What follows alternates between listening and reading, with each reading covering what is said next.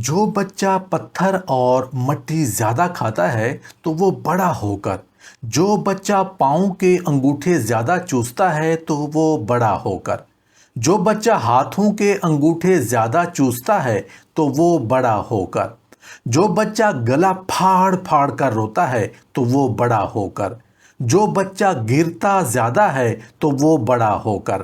نحمدہ ونصلی علی رسولہ الکریم، اما بعد، بسم اللہ الرحمن الرحیم، السلام علیکم ورحمۃ اللہ وبرکاتہ۔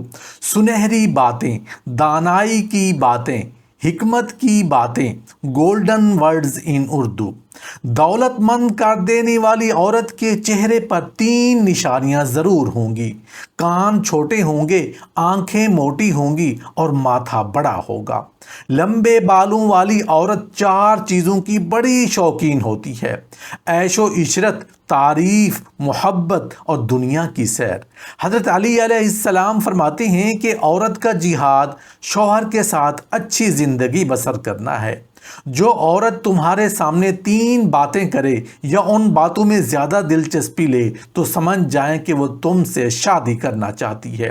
نمبر 1، کوئی عورت اگر آپ کی عمر پوچھے۔ نمبر 2، کوئی عورت اگر آپ کی آمدنی پوچھے۔ نمبر 3، کوئی عورت اگر آپ کا ذریعہ معاش پوچھے تو سمجھ جانا کہ وہ آپ میں دلچسپی رکھتی ہے اور آپ سے شادی کرنا چاہتی ہے۔ 2 وجہ سے عورت پتلی ہوتی ہے: ایک پریشانی کی وجہ سے اور دوسرا کم سونے کی وجہ سے۔ اگر یہ جاننا چاہتے ہو کہ تمہیں اللہ سے کتنی محبت ہے تو بس یہ دیکھ لو کہ تم کو گناہوں سے کتنی نفرت ہے۔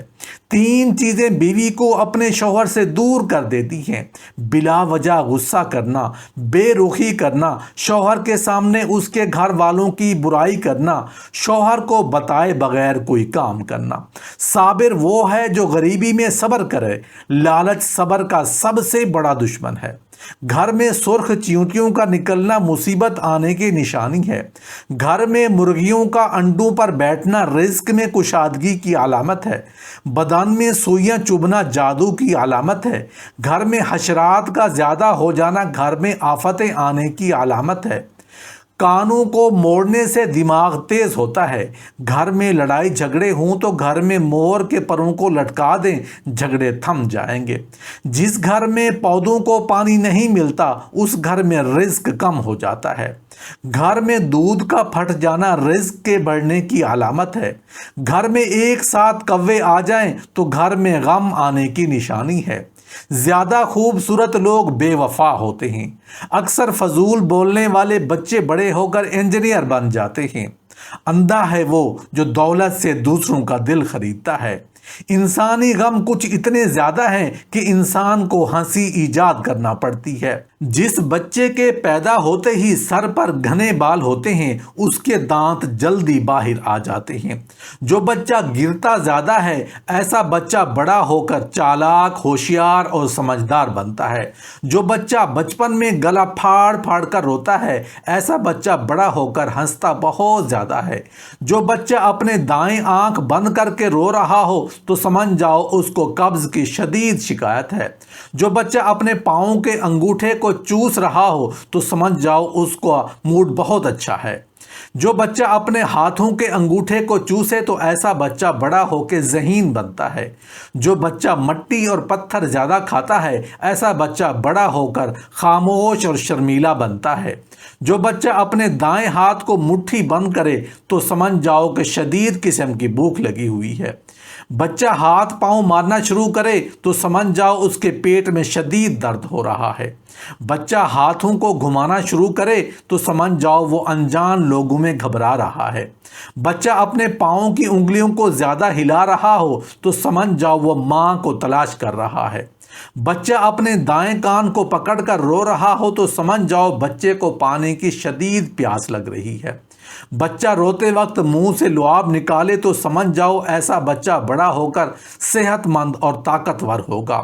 جو بچہ اپنی زبان کو باہر نکال کر ناک کو لگائے تو ایسا بچہ بڑا ہو کر شدید غصے والی طبیعت کا بنتا ہے۔ جو بچہ پیدا ہوتے ہی آنکھیں دیر سے کھولتا ہے وہ بڑا ہو کر وفادار اور پرخلوص بنتا ہے۔ جو بچہ پیدا ہوتے ہی کم روتا ہے، ایسا بچہ بڑا ہو کے بہادر اور نڈر بنتا ہے۔ دنیا کی جستجو ہر ایک برائی کی جڑ ہے۔ دنیا کا عذاب یہ ہے کہ تیرا دل مردہ بنے۔ زندگی ایک ایسی تار ہے جس کو شک کی دیمک کھا کر ختم کر دیتی ہے۔ انسان کی کھال بدلی جا سکتی ہے لیکن فطرت کو نہیں بدلا جا سکتا۔ خوش مزاجی سے امن حاصل ہوتا ہے اور دوسروں کے دل میں محبت۔ کھانا کھانے کے بعد برتن کو انگلی سے صاف کرنا رزق میں برکت لاتا ہے۔ چاول کھا کر دودھ پینے سے پیٹ خراب ہو جاتا ہے۔ بچے کے سر پر بال نہ ہوں تو انجیر کی چھال اور سمندری جھاگ پیس کر گاڑھا لیپ کریں۔ جس کا غصہ زیادہ ہوگا اس کے دوست کم ہوں گے۔ خاموشی غصے کا بہترین علاج ہے۔ روٹی کے بعد فوراً پیاس کا نہ لگنا اچھی صحت کی علامت ہے۔ پورا ننگا ہو کر کپڑے بدلنے سے گھر میں بے برکتی آتی ہے۔ موت کو یاد رکھنا نفس کا بہترین علاج ہے۔ وقت گزر جانے پر افسوس بے نتیجہ ہے۔ جب بھی منہ دھوتے منہ صاف کرنے کے لیے کپڑے کا استعمال نہ کریں، کیونکہ ایسا کرنے سے انسان کو بھولنے کی بیماری لگ جاتی ہے۔ بال وقت سے پہلے سفید ہونا شروع ہو جائیں تو رات کو سونے سے پہلے ایک گلاس دودھ میں چند قطرے روغن بادام کے ملا کر پی لو۔ کچھ عرصے میں بال سفید ہونا بند ہو جائیں گے۔ زیتون کا تیل سالن کے طور پر استعمال کرو اور اسے سر اور بدن پر لگاؤ۔ یہ مبارک درخت سے حاصل ہوتا ہے۔ غصے میں چہرہ اس لیے لال ہوتا ہے کیونکہ ہمارا دل غصے کے دوران تیزی سے دھڑکتا ہے اور خون رگوں میں تیزی سے دوڑتا ہے۔ تکیے کے بغیر سونے سے کمر کا درد کم ہو جاتا ہے۔ بائیں ہاتھ سے کھانے سے دل کمزور ہوتا ہے۔ ایک انار کھانے سے 40 دن تک دل کو فائدہ پہنچتا ہے۔ جو لوگ مٹھائی زیادہ کھاتے ہیں ان کا لبلبا کی بیماری ہو سکتی ہے۔ چائے کا رات کے وقت استعمال بد ہضمی اور پیٹ کے درد میں اضافہ کرتا ہے۔ پاؤں کے ناخنوں کو کھڑے ہو کر بار بار چھونے سے انسان چست اور توانا رہتا ہے۔ سونے سے قابل اپنے بستر اور کپڑوں کو جھاڑ لینے سے بہترین نیند آتی ہے۔ بارش کے موسم میں اگر بتی جلا دینے سے حشرات نہیں آئیں گے۔ جو عورتیں دوپہر کے وقت زیادہ سوتی ہیں وہ جلدی بوڑھی ہو جاتی ہیں، اس لیے دوپہر کو بس کچھ دیر ہی سونا چاہیے۔ برتن دھوتے وقت نمک کا استعمال کر لیا کرو، برتن جلدی دھل جائیں گے۔ زیادہ کھا لینے کی صورت میں بھاری پن محسوس ہو تو پودینے کے پتے چبایا کریں۔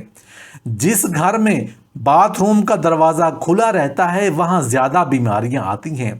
صبح کے وقت جلدی آنکھ کا کھل جانا اللہ کریم کے راضی ہونے کی نشانی ہے۔ جو رات کے وقت الائچی والا دودھ پی کر سوتا ہے اس کو جوڑوں کا درد نہیں ہوتا۔ جو عورتیں چنے کی دال کھاتی ہیں ان کی چھاتیاں بڑی ہوتی ہیں۔